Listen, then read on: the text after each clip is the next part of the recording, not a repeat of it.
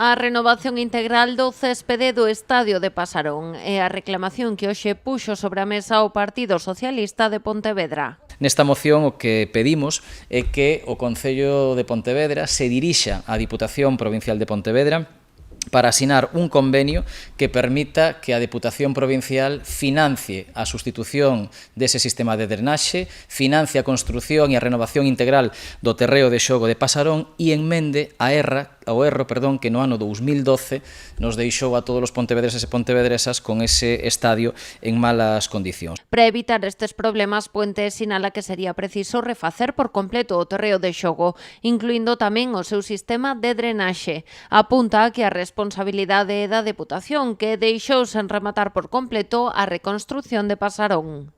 A pesar dese desfase absolutamente extraordinario tanto na execución como nos cartos investidos no estadio de Pasarón, o certo que cando a Diputación do Partido Popular dá por finalizada a obra, o estadio estaba sen rematar. Villas que non teñen auga simplemente porque non están conectadas á traída, enchufes que non teñen electricidade porque carecen do cableado oportuno para estar conectados tamén á rede eléctrica, ou cuestións máis visibles como a megafonía, que é absolutamente inintelixible. Os socialistas cifran nuns 500.000 euros o custo da obra. Para levala adiante reclaman a Deputación e a Xunta de Galicia que arrimen o ombreiro.